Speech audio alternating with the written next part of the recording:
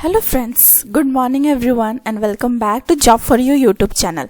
यहाँ देखिए फ्रेंड्स, में बहुत सारा वैकेंसी निकला हुआ है आप लोगों के लिए। बहुत अच्छा एक गुड न्यूज़ है। यहाँ पर बहुत सारा वेरियस टीचिंग, नॉन टीचिंग, सबसे रिलेटेड पोस्ट आप देख सकते हैं। जैसे स्क्रीन पे प्रिंसिपल के लिए वैकेंसीज है, पीजीटी टीचर्स के लिए है, अकाउंटेंट के लिए है, junior secretariat assistant, lab attendant. तो टोटल आप कितना वैकेंसीज देख सकते हैं?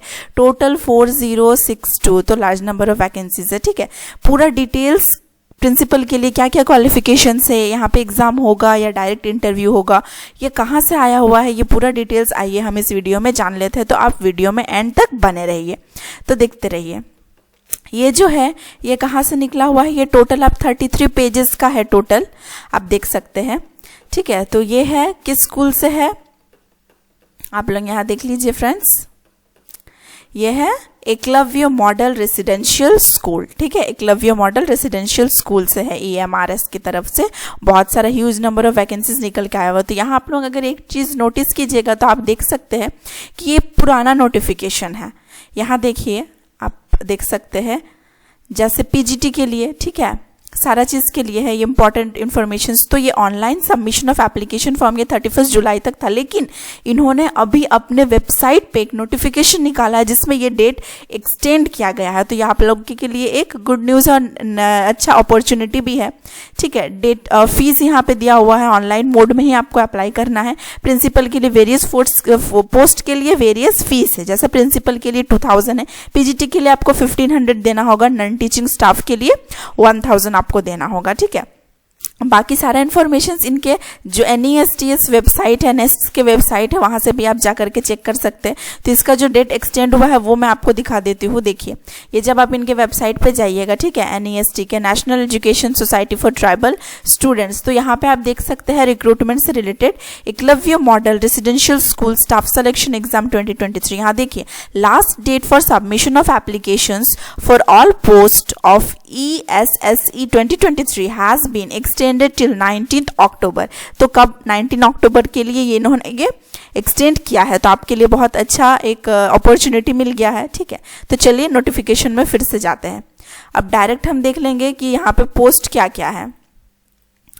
तो वेरियस पोस्ट पीजीटी प्रिंसिपल्स वगैरह के लिए है। ठीक है, तो यहाँ ये देखिए कि आपको अगर किस पोस्ट के लिए आप अप्लाई करते हैं। ठीक है, post details and level of पे। तो जो प्रिंसिपल के लिए है वो लेवल 12 है आपका। ठीक है, सैलरी देख लीजिए, अच्छा है। पीजीटी टीचर्स, यहाँ पे क्या क्या सब्जेक्ट्स के लिए आप पीजीटी के लिए अप्लाई कर सकते हैं? इंग्लिश हो गया, Hindi, physics, chemistry, biology, history, geography, commerce, third language या कंप्यूटर साइंस, इसमें आपका लेवल 8 है। अकाउंटेंट के लिए भी है आप लेवल 6 पे। ठीक है, 35,400 आपका स्टार्टिंग है और 1,12,400 तक है। जूनियर JS है, ये है लेवल 2 है। लैब अटेंडेंट जो है वो लेवल 1 है। अब मोड ऑफ एग्जामिनेशन देख लीजिए, ये OMR based pen paper mode होगा। ठीक है, ये कंप्यूटर बेस्ड नहीं, ये OMR शीट में जैसे हम जो सर्कल करते हैं वही होगा। Choice of medium of question, ये एग्जाम पेपर मीडियम जो है वो हिंदी इंग्लिश दोनों में ही होगा। Further for the post of PGT जो थर्ड लैंग्वेज होगा उसके लिए वो थर्ड लैंग्वेज का भी व्यवस्था दिया जाएगा। एग्जाम का पैटर्न कैसा होगा यहाँ देख लीजिए, इंडिविजुअल पोस्ट के लिए अलग अलग है। प्रिंसिपल के लिए आपका ऑब्जेक्टिव टाइप का एग्जाम होगा, 130 मार्क्स होगा।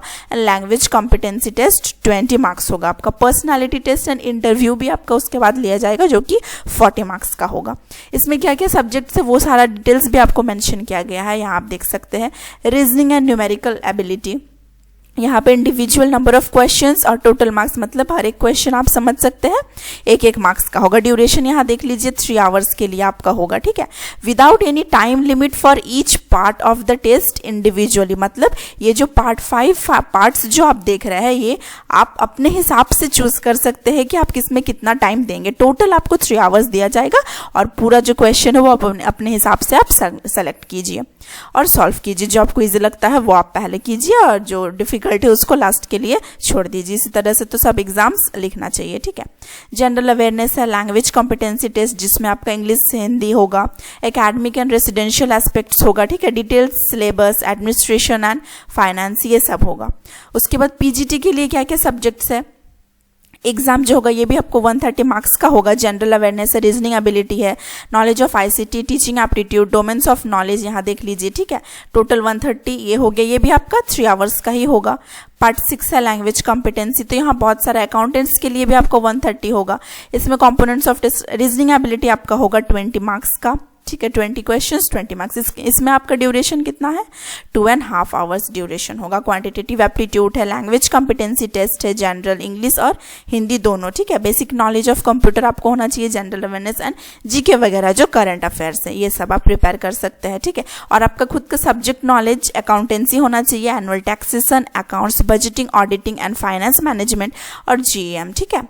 जूनियर सेक्रेटेरिएट असिस्टेंट के लिए भी आपको 130, में भी आपका टाइम ऑफ ड्यूरेशन कितना है, 2.5 आवर्स होगा। Reasoning ability, quantitative aptitude, general awareness, language competency test और बेसिक नॉलेज ऑफ कंप्यूटर होगा। तो सब आपका 130 मार्क्स का ही होगा। स्टेज 2 देखिए, टाइपिंग टेस्ट जो होगा, ठीक है, वो पर्सनल कंप्यूटर पे होगा। 50 मार्क्स, पासिंग मार्क्स जो होगा उसमें से 20 आपको बोला गया है। लैब अटेंडेंट, इसमें भी आपको 120 मार्क्स होगा। इसमें क्या क्या सब्जेक्ट है वो देख लीजिए, रीजनिंग एबिलिटी होगा, जनरल अवेयरनेस होगा, लैंग्वेज कॉम्पिटेंसी और सब्जेक्ट स्पेसिफिक नॉलेज। इसमें टोटल 120 मार्क्स का होगा। ड्यूरेशन 2.5 आवर्स होगा। आप इंडिविजुअली इनके वेबसाइट पे जाकर के भी, जो मैंने डिस्क्रिप्शन बॉक्स में लिंक आपको प्रोवाइड कर दिया, वहां से जाकर के आप अपने से भी एक बार अच्छा से पूरा जो नोटिफिकेशन रिलीज हुआ है उसको पढ़ सकते हैं। और कहीं डाउट हो तो क्लियरली देख लीजिए, कमेंट बॉक्स में पूछ भी सकते हैं। OMR शीट आपका दिया जाएगा, ये सब आपका दिया है, ठीक है। सिलेबस ऑफ एग्जामिनेशन वो आपको जो EMRS की जो वेबसाइट है वहाँ से जा करके आप इनका जो सिलेबस है वो भी डाउनलोड कर लीजिए और उसके हिसाब से पढ़ते रहिए, ठीक है। जनरल इंस्ट्रक्शंस यहाँ पे है, डाउनलोड करना है। एडमिट कार्ड वगैरह आपको कब दिया जाएगा ये सब चीज़ के बारे में आपको बताया गया है, ठीक है। और नीचे जो है इंपॉर्टेंट इंस्ट्रक्शंस, आपको क्या लेके जाना है क्या नहीं लेके जाना है, ठीक है। एग्जामिनेशन सेंटर्स वगैरह, रोल नंबर, सीट वगैरह अच्छा से देख लीजिएगा क्या क्या लेके जाना है, ठीक है। Must bring the following documents, जैसे printed copy of admit card आपको लेके जाना है। 1 पासपोर्ट साइज फोटोग्राफ, जो कि आप जब ऑनलाइन एप्लीकेशन फिल करेंगे उसमें जो आपका फोटोग्राफ रहेगा आपको वही फोटोग्राफ लेके जाना है। और ऑथराइज्ड ID प्रूफ लेके जाइएगा। अगर आप PWD कैंडिडेट है तो उस केस में आपको उसका सर्टिफिकेट भी उनको प्रोवाइड करना है, ठीक है। रफ वर्क के लिए रफ शीट प्रोवाइड किया जाएगा आपको, टेस्ट सेंटर पे ही, आपको खुद से नहीं लेके जाना है। तो ये सारा बहुत सारा बेसिक इन्फॉर्मेशन दिया है। देखिए एलिजिबिलिटी एंड क्राइटेरिया भी आपको मेंशन कर दिया गया, जैसे प्रिंसिपल के लिए आपका एसेंशियल क्वालिफिकेशंस क्या होगा, एक्सपीरियंस कितना होना चाहिए, डिजायरेबल क्या होगा। PGT के लिए एसेंशियल क्वालिफिकेशंस, पोस्ट ग्रेजुएट आपका होना चाहिए, B.Ed बोला गया है, ठीक है। नीचे देखिए यहाँ B.Ed डिग्री आपको होना चाहिए। PGT जो कंप्यूटर साइंस के लिए है उसमें आपका MSc होना चाहिए, या तो ME और MTech होना चाहिए रिकॉग्नाइज्ड यूनिवर्सिटी से। अकाउंटेंट के लिए आपका नॉट एक्सीडिंग 30 ईयर्स और एज रिलैक्सेशन आपको दिया जाएगा। अगर आप EMRS एम्प्लॉयज है तो उस केस में 55 ईयर्स और degree of commerce from recognised university और इंस्टीट्यूट।